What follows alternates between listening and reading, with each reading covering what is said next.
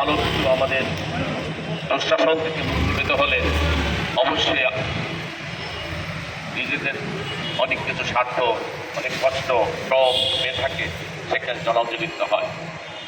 আমরা দীর্ঘ হারিস পরিবারের একটি প্রতিষ্ঠিত কোম্পানির দক্ষ অভিজ্ঞ কর্মকর্তা কর্মচারীদের বিতাড়িত করে সুশাসনে লুটপাট সরকারের কতিপয় ম্যানেজমেন্ট এখানে চেপে বসেছিলেন। আমরা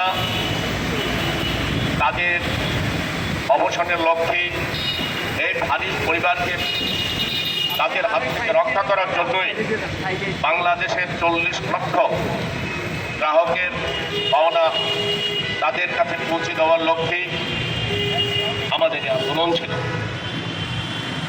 আন্দোলন ছিল। এই কোম্পানির প্রতিষ্ঠাতা লগ্ন থেকে যারা ধীরে ধীরে এই কোম্পানিতে দৌড়েছিলেন, যাদের মেধা, যাদের সময়, অর্থ এখানে ছিলেন এবং ব্যক্তিগত কোম্পানিও তারা তৈরি করছিলেন। উপমহাদেশের মধ্যে প্রথম ইসলামী লাইফ ইন্স্যুরেন্স তারা নিয়ে এসেছিলেন। এই হারিস ইসলামী লাইফ একটি সফল প্রতিষ্ঠান হিসেবে তারা গড়ে দিয়ে গেছেন।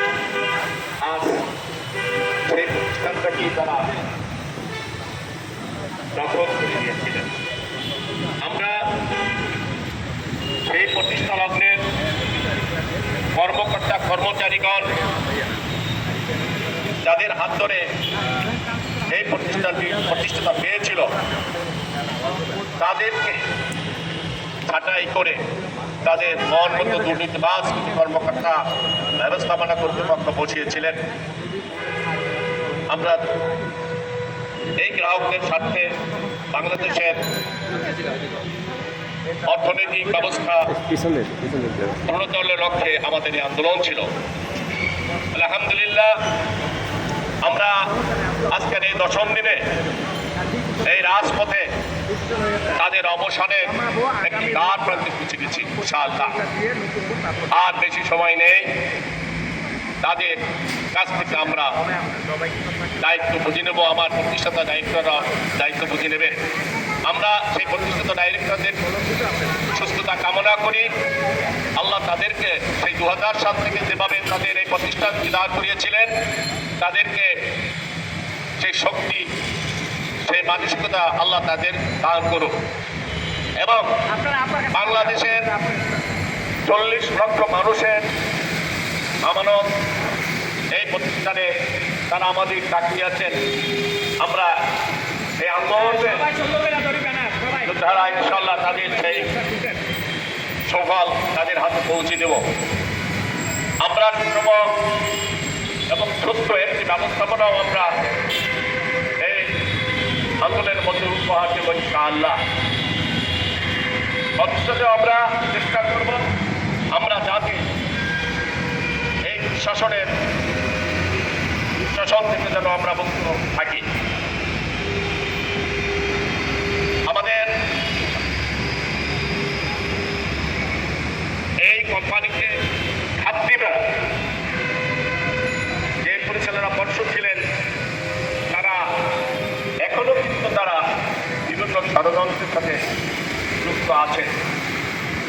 আমরা কিন্তু যতক্ষণ পর্যন্ত আমাদের তাদের হাতে আমাদের এই দায়িত্ব পৌঁছে দিতে না পারব, ততক্ষণ পর্যন্ত আমাদের এই আন্দোলন চলবে। আমরা যেন কোনো ষড়যন্ত্রের শিকার না হই, আমরা যেন কোনো ভুল পথে পা দেওয়া দেয়। আমরা গত 20-24 বছর আমরা কিন্তু এই প্রতিষ্ঠানের মঙ্গল সার্বক্ষণিক কামনা করেছি। আমরা একটা প্রতিষ্ঠানে দীর্ঘদিন 6 বছর আমরা প্রতিষ্ঠানে দূরে থাকলেও সার্বক্ষণিক আমরা প্রতিষ্ঠানের মঙ্গল কামনা করেছি।